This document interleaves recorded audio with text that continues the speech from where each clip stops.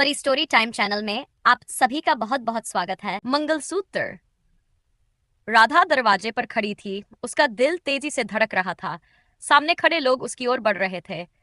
अर्जुन अब भी दो लोगों से लड़ रहा था, लेकिन वे संख्या में ज्यादा थे। राधा ने मंगलसूत्र को कसकर पकड़ लिया। तभी धड़ाम! अचानक एक जोरदार धमाका हुआ। पास के पेड़ों से कई घोड़े दौड़ते हुए आए और उनके साथ कुछ नकाबपोश लोग भी थे। सामने खड़ा काला पड़ो वाला आदमी चौंक गया। ये कौन है? तभी नकाबपोशों में से एक ने आगे बढ़ कहा, राधा देवी को कोई हाथ नहीं लगाएगा। राधा और अर्जुन दोनों चौंक गए। अर्जुन ने संभलते हुए पूछा, तुम लोग कौन हो? नकाबपोश आदमी ने अपना चेहरा हटाया। वह एक बुजुर्ग योद्धा था, जिसकी आंखों में एक अजीब चमक थी। हम तुम्हारी रक्षा के लिए आए हैं राधा, तुम्हारी मां के आदेश के अनुसार। राधा की मां की आखिरी योजना। राधा हक्का बक्का रह गई। मेरी मां के आदेश? लेकिन मां तो अब इस दुनिया में नहीं है। बुजुर्ग योद्धा ने गंभीर स्वर में कहा, हाँ, लेकिन उन्होंने सालों पहले हमें तुम्हारी रक्षा के लिए तैयार किया था। हमें यकीन था कि एक दिन यह रहस्य फिर सामने आएगा, और वह दिन आज है। काले कपड़ों वाला आदमी गुस्से में आ गया। यह हमारा मामला है, बीच में मत आओ। लेकिन बुजुर्ग योद्धा हंसा। तुम्हारे जैसे लोगों से निपटना हमारा पुराना काम है।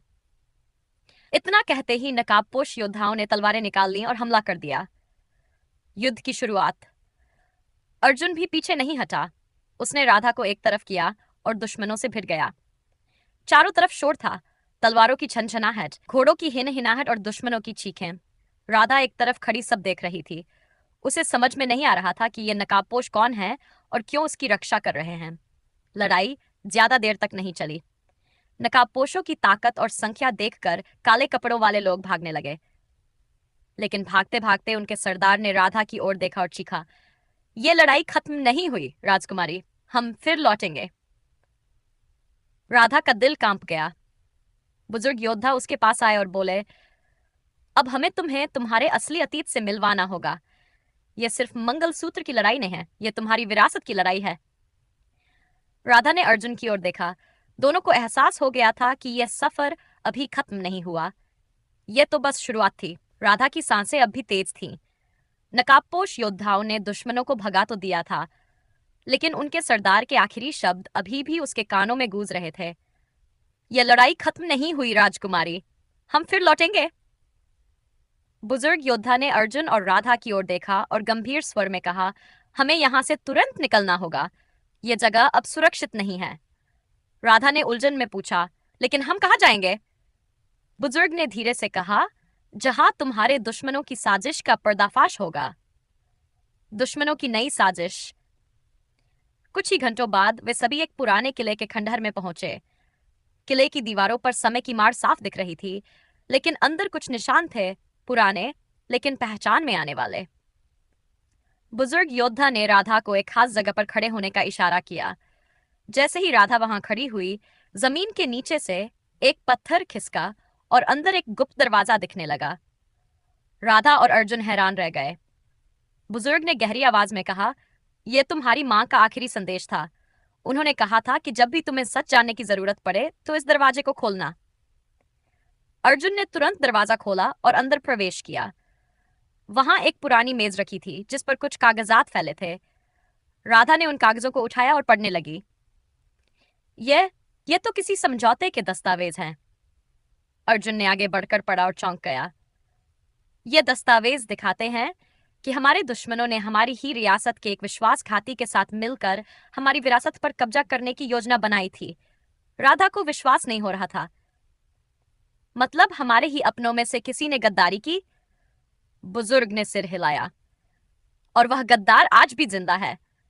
राधा और अर्जुन के चेहरे पर चिंता की लकीरें गहरी हो गई। इसका मतलब था कि दुश्मनों की साजिश सिर्फ मंगलसूत्र को हथियाने तक सीमित नहीं थी, वे पूरी विरासत मिटाना चाहते थे। राधा के मन में अब एक ही सवाल था, आखिर वह गद्दार कौन है? राधा के हाथ कांप रहे थे। दस्तावेजों पर लिखी सच्चाई उसकी आंखों के सामने थी। उसकी मां की रियासत का विनाश किसी बाहरी दुश्मन ने नहीं, बल्कि किसी अपने ने करवाया था।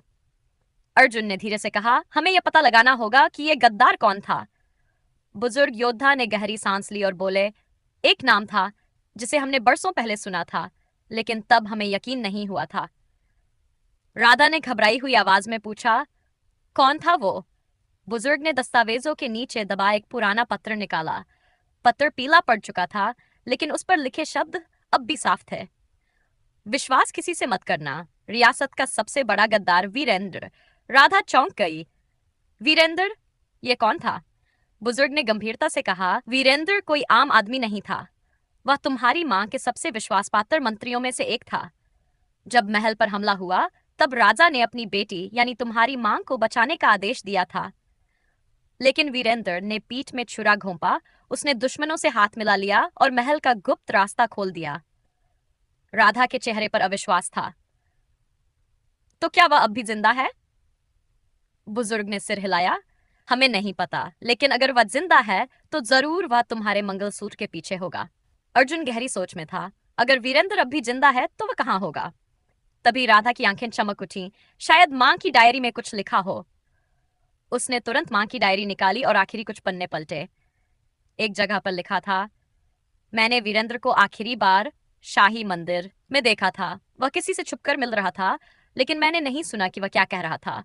मुझे सिर्फ इतना पता चला कि वह अब भी जिंदा है और हमारे विनाश की योजना बना रहा है। राधा ने अर्जुन की ओर देखा। हमें उसी शाही मंदिर जाना होगा, बुजुर्ग ने सावधान किया, लेकिन वहां जाना खतरनाक हो सकता है। राधा की आंखों में अब डर नहीं था।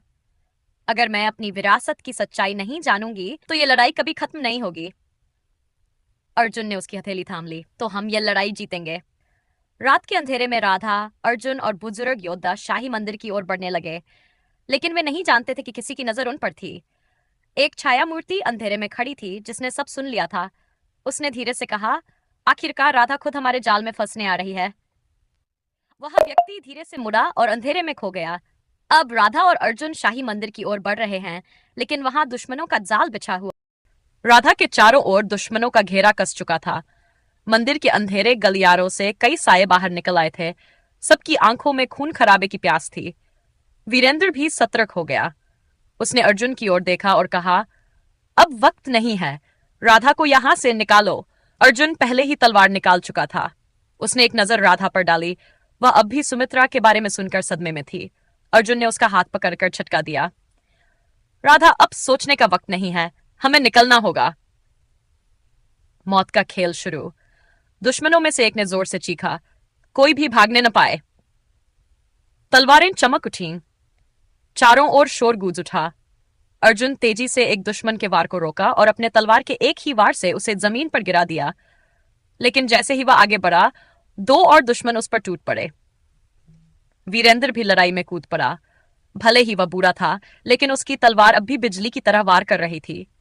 राधा अब भी असमंजस में थी, लेकिन अर्जुन ने गुस्से से कहा, राधा, तुम सिर्फ खड़ी मत रहो।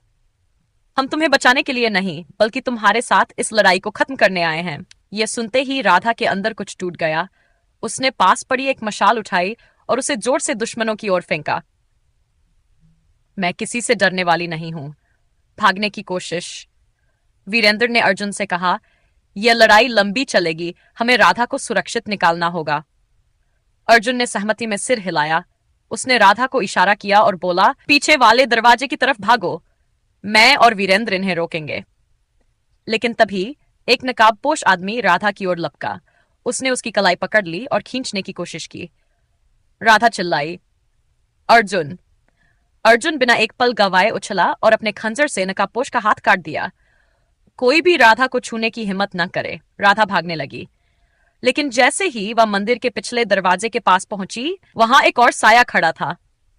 यह कोई आम दुश्मन नहीं था, यह सुमित्रा थी। राधा की आंखें क्रोध और घृणा से भर गई। सुमित्रा हल्की मुस्कान के साथ बोली, आखिरकार तुम सच के करीब पहुंची गई राधा, लेकिन क्या तुम इसे सहन कर पाओगी? राधा के सामने अब सबसे बड़ा खतरा खड़ा था।